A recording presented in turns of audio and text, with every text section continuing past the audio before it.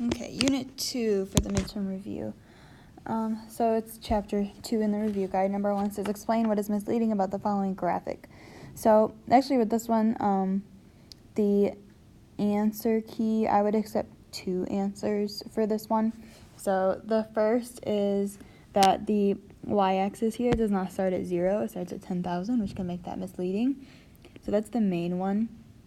However, the wrong direction is not correct.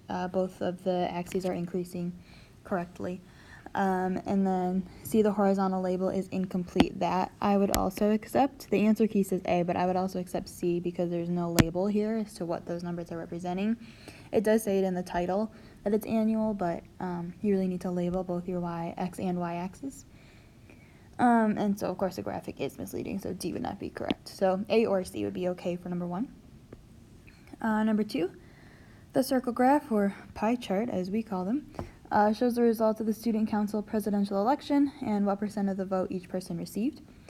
And they're asking what % of the votes did Lily and Ming receive together. So it's asking what %, and the pie chart already gives us the %, so all you have to do is take the percentage for Lily, which is 18%, and Ming, which is 24%, and add them together. And so you would get 42%, which would be A. Okay, number 3, retailers are always interested in determining why a customer selected their store to make a purchase. The Sporting Goods store conducted a survey. All right, they have the results. What percentage of the customers responded that the merchandise was the reason they shopped at the store? So here again, you got to be careful of the question. We're asking what percentage.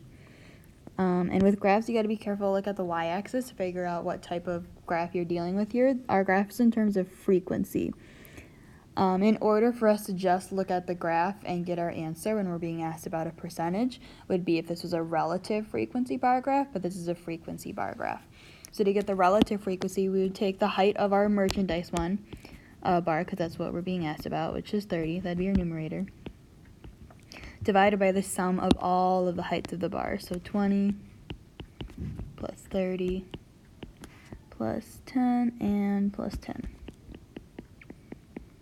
Okay, you get a decimal, you multiply by 100 to get the percent. So when you do this, you would have 30 over 70 times 100, and when you do that in your calculator, you would get about 43%. So A would be correct. Okay, number 4. The preschool children at Elmwood Elementary School were asked to name their favorite color. Here are the results. We want to construct a frequency distribution and relative frequency distribution. So remember, a distribution just means we're asking for a table. So we would just have one column that has the color that we're looking at, and then we'd have a frequency column and a relative frequency column. So our colors, we have red, purple, blue, green, and yellow.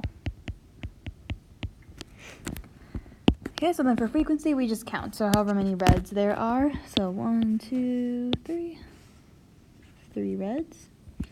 Purples, 1, 2, 3, 4. And blues, 1, 2, 3, 4, 5. Green, 1, 2, 3, 4, 5, 6, 7. And yellow, there's 1. Okay, then for the relative frequency, we take our frequency and divide by the total number of results that we have. So here, if we add up all the frequencies, that'll give us the total.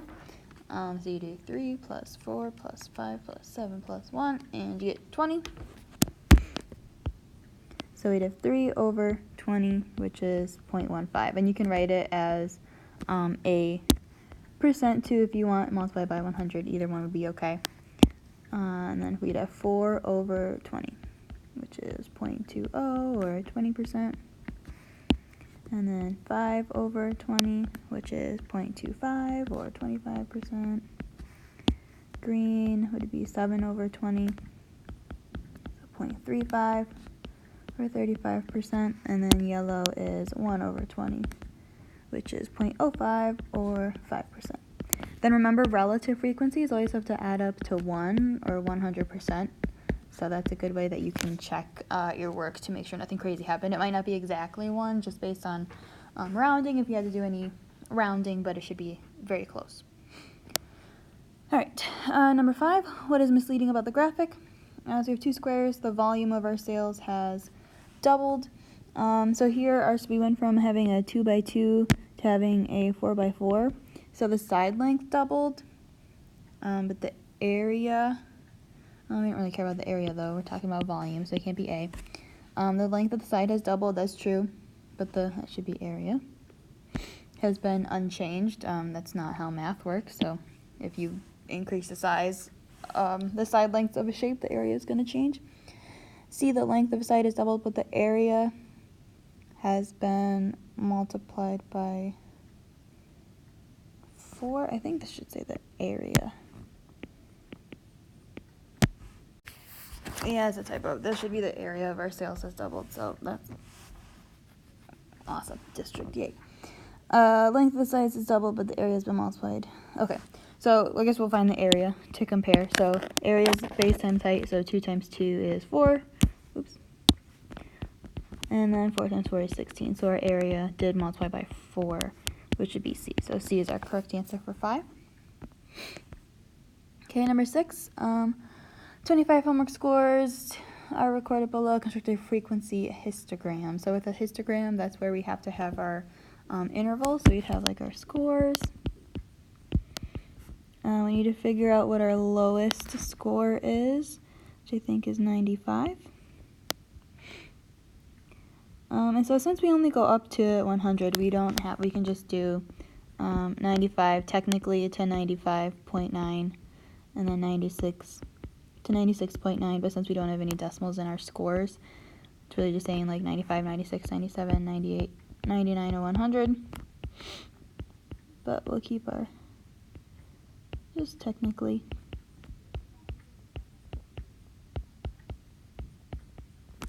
All right, and then we just count. So 95s, this is our frequency because we just want a frequency histogram. We don't have to find the relative frequency. So 95s, we have 1, 2, 3, 4, 5. And 96, we have 1, 2, 3, 4, 5, 6. 97s, we have 1, 2, 3, 4, 5. 98s, 1, 2, 3. 99s, 1, 2, 3. And 100s, 1, 2, 3. Okay, so let's do the histogram. We have our x and our y axis. Our x-axis is going to be test scores, so make sure you label. And we start with, we use our lower class limits for the labels for histogram, so 95, 96. You don't write the interval as your x-axis label, it's just that first number. Then our y-axis is the frequency. We have to go up to 6, that's our highest one.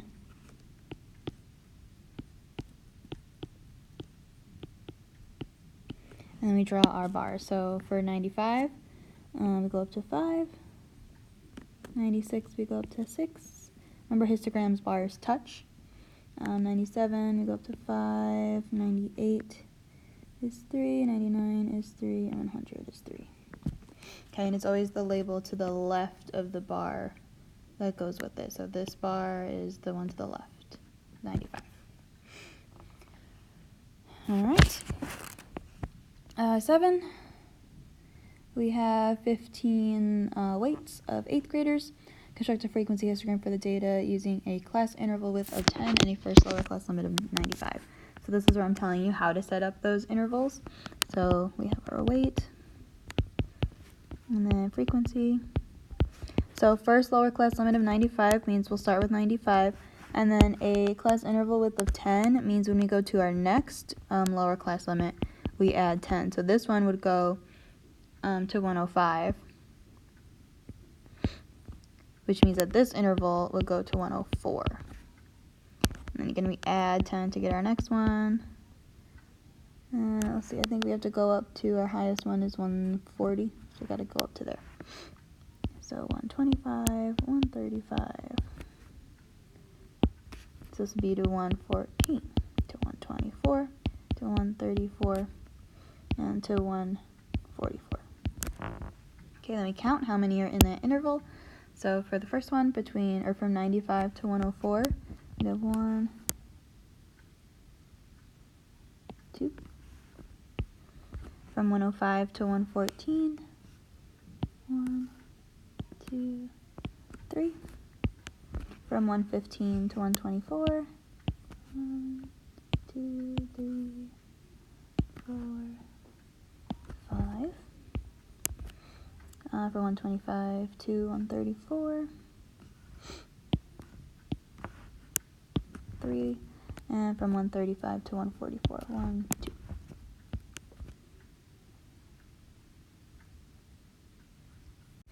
Okay, and so now to do the histogram, again we draw our x and our y axis. My x-axis here is the weight. And then we again use just the lower class limits to label. So 95, 105, 115, 125, and 135. And then the y-axis is the frequency. We have to go up to 5. So 1, 2, 3, 4, 5. Okay, then we draw the heights of our bars. So for 95 to 104, we go up to 2, and then 3, and then 5, and then 3, and then 2. All right. Number 8, describe the shape of the distribution. So remember, it's whichever way the tail is going. So here, most of our data is to the left, but the tail is going off to the right, which would mean it's skewed right. So B is the correct answer for number 8. Number 9, an ogive is a graph that represents cumulative frequencies or cumulative relative frequencies. That's the good thing to remember. Ogives are always cumulative, no matter what. Even if it just says a frequency ogive, that's always going to be cumulative frequency ogive. It's always cumulative. The points on the horizontal axis, so when you're doing the ogive, you get your x-axis labels by using the upper class limits, which is B. So if we were doing an ogive for like number 7 up here, then to label our x-axis, we would be using these upper class limits, the 104, 114, 124. So x-axis is always upper class limit, and the y-axis is always cumulative frequency or cumulative relative frequency. All right, number 10. Number of home runs that Mark McGwire hit in the first 13 years of his baseball career is listed below. Make a stem and leaf plot. All right. So stem and leaf, we need to find our min and our max. Our lowest is 3. Our highest is 70. So when we do our stem and leaf plot, the left side is always the stem. The right side is the leaf. So our stem here, when we have single digit numbers like 3 and the 9s, the stem is 0, it'd be like 03 or 09. And then we have our 10s, our 20s, our 30s, our 40s, our 50s, our 60s, and our 70s. You cannot skip a stem. You have to make sure you have all of them, even if you don't have any values for that stem. Then the leaves, we write them just the last digit of our numbers in increasing order. So for a stem of 0, that's our 3 and our 2 9s. So we'd have 3, 9, 9. For the 10s, we don't have any, so we just leave it blank. You don't write anything. For the 20s, we just have a 22, so we put a 2. For the 30s, we have 32, 33, and 39, 39. So 2, 3, 9, 9. For the 40s, we have a 42 and a 49. For the 50s, a 52 and a 58. And we don't have any 60s, so we leave it blank, and then a 70 for 70, so just a 0 for 70. Okay. 11, so we have heights of 30 adult males. Construct a frequency distribution, a relative frequency distribution, and a cumulative frequency distribution. Okay, all these distributions. So distribution is just a table. So we have our height, and then they're telling us how to do the intervals here. So a first lower class limit of 67, and then a class width of 1.5. this would be at 68.5, and then 70, 71.5, how high do I have to go? Where's my maximum? Is 74, I think, so we gotta make sure we get 74. And then 73, and I think that should do it. So then our upper class limits will go to right before, so we need to go right before 68.5, which would be 68.4, and then 69.4, and 71.4, 70, oops, messed that up, 69.9, and then 71.4, and 72.9, to 74.4. Okay, so first we'll do our frequency. So we just do some tallies, we just do some counting. So 67 to 68.4, if you go through your data and you count, we should have 6 values in that interval. From 68.5 to 69.9, we should have 5. From 70 to 71.4, we should have 13. From 71.5 to 72.9, we should have 2. And from 73 to 74.4, we should have 4. Okay, then for the relative frequency, so remember you take your frequency, so 6, and divide by the total, which is 30. Okay, and that gives you 0.2, and then 5 divided by 30 gives you 0.167. 13 divided by 30 gives you 0.433. 2 divided by 30, 0.037, and 4 divided by 30 is 0.133. Again, you can write them as percents if you want. Then we need cumulative frequency. So that's where we always start with the first frequency, so 6, and then we just keep adding our frequencies as we go down. So then for the next one, 6 plus 5 would be 11, then 11 plus 13, then 24 plus 2, and then 26 plus 4. And this should always be your total number of data values, just to make sure that you didn't forget anything. And then we have cumulative relative frequency.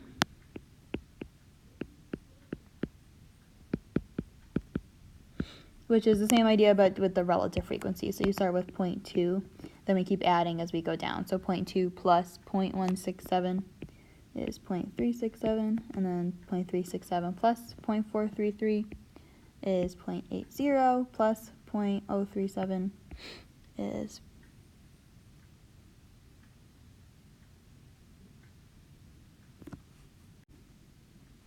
that was a typo over here.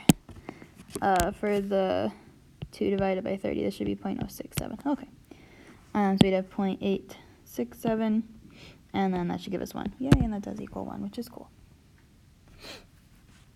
Okay. Frequency ogive. So we kind of talked about this already. Our x-axis is always going to be the lower class limit, but it's still height. It's the upper class limit, so we use the 68.4, 69.9, those guys to label. 71.4, 72.9, and 74.4. And then the y-axis is frequency, so it'd be cumulative frequency. Because it's an ogive. Ogives are always cumulative. And so the highest we have to go is 30.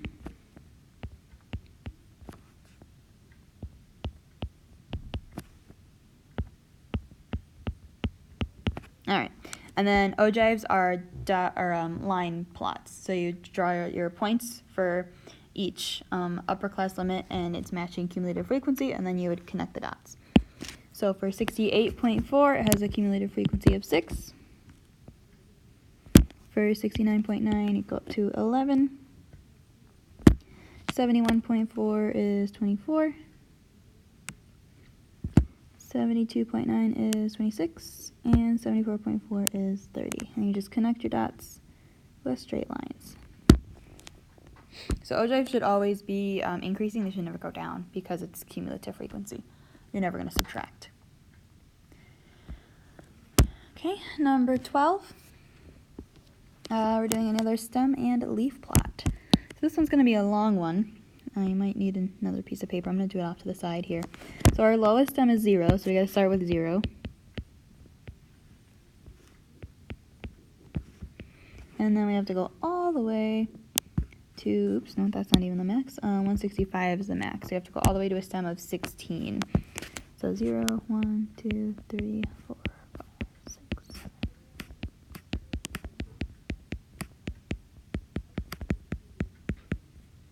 So big stem and leaf flat. So for the zeros, we have 0, 9, 9. So you do have to write the 0 there. So it's 0, 0. If you just don't write anything, then we won't know that there's supposed to be a data point there. So you do have to write the 0 for the leaf. We don't have any 10s. For the 20s, we have a 25. Don't have any 30s. Don't have any 40s. For the 50s, we have two 56s. And no 60s, no 70s. For the 80s, we have an 88. For the 90s, we have a 91. For the hundreds, we have 102. For the 100 teens, 110s, we have 114. For the sum of 12s, the 120s, we have 122. For the 130s, there's nothing. 140s, there's nothing. Then we have 150, and then 165. So long stem and leaf plot. All right, and our last one, I think, last one for Unit 2. We're doing a frequency polygon. So frequency polygon, we have the frequency is the y-axis, and then for the x-axis, we use the midpoints. So to find the midpoint, you take consecutive lower class limits and you find the average. So 50 plus 53 divided by 2 should be 51.5. And then you do the same thing. And it is going to keep going up by the same thing each time. So we're going up by 3. So then we'd have 57.5, 60.5, and 63.5. Okay, so then this is going to be our x-axis, and the frequency will be our y-axis. So it's height. And we label with our midpoints.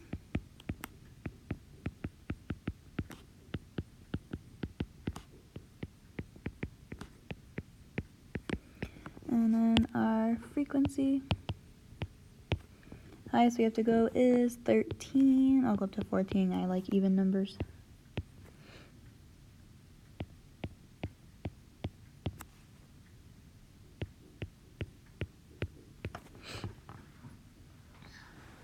Okay, then we do our dots. It's a line plot as well, so you'll put your points and then connect your dots with straight lines. So 51.5 matches, the first midpoint matches with the first frequency, so 5. And then 54.5 goes with 8.